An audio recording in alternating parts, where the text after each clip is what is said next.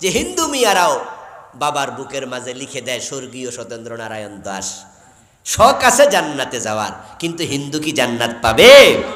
তা আপনাদেরও শখ আছে, কিন্তু ঈমান নাই, জান্নাত পাওয়ার কোনো সুযোগ নাই। জান্নাতে যেতে হলে ঈমান বাঁচাতেই হবে। তিনটি কাজ করবেন না, তিনটি কাজ করলে ঈমান মরে যাবে। এক নাম্বার শিরক করবেন না। শিরক আছে যেখানে আমি নাই সেখানে স্লোগান পুরা জীবন মনে রাখবেন। কুফর করবেন না। কুফর আছে যেখানে আমি নাই সেখানে কুফর করলে ঈমান শেষ। তিন নাম্বার নিফাক ইতিকাদি, অন্তরে মুনাফিকি ঢুকতে দেবেন না। যদি অন্তরে নিফাক ঢোকে ঈমান শেষ। কুফর নিয়ে আমি বই লিখেছি। আমার এই বইতে আমি বাংলাদেশে চলমান 56টি কুফর লিখেছি। আরে কুফর তো সরকারিভাবে সাপ্লাই দিছে, ওরা গত 15 বছরে সরকারিভাবে সাপ্লাই দিছে। আমাদের বইয়ের মাঝে কুফরি ঢুকাইছে। আপনাদের বাড়িতে বই আছে। আরে কলেজ স্কুলের কথা বলছি না, মাদ্রাসার কথা বলছি। মাদ্রাসা ক্লাস 6 7 দাখিল পর্যায়ের বাড়িতে গিয়ে দেখবেন বইয়ের মাঝে মন্দিরের ছবি ঢুকাইয়া দিছে।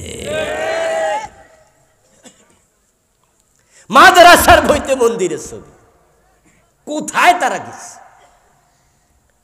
2023 জানুয়ারির 1 তারিখ বই উৎসব হলো।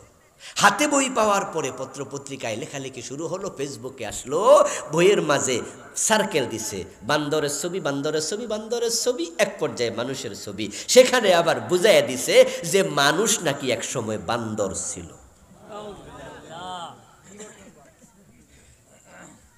বিবর্তনবাদ ঢুকাইছে মুসলমানের দেশের সিলেবাসে ক্লাস 7-এ।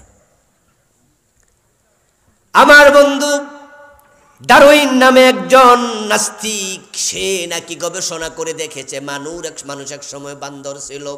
আমরা বলি যে বেটা তো 14 গোষ্ঠী বান্দর থাকুক, আমাদের কিছু আসে যায় না। কিন্তু আমাদের প্রথম যিনি ছিলেন তিনি বান্দর নয়, তিনি বাবা আদম।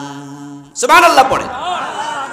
মানুষের প্রথম ব্যক্তিকে ইয়া আইয়ুহান নাসুত্তাকু রাব্বাকুম, ও মানুষেরা তোমাদের রবকে তোমরা ভয় করো। আল্লাযী খালাকাকুম মিন নাফসিন ওয়াহিদা, যিনি তোমাদেরকে সৃষ্টি করেছেন একজন ব্যক্তি থেকে। ওয়া খালাকা মিনহা যাওজাহা, তারপর সে ব্যক্তি থেকে তার বউ বানাইছে। ওয়া বাসসা মিনহুমা রিজালান কাসীরান ওয়া নিসা, তারপর আদম হাওয়া থেকে লাখ লাখ নারী পুরুষ বানাইছে।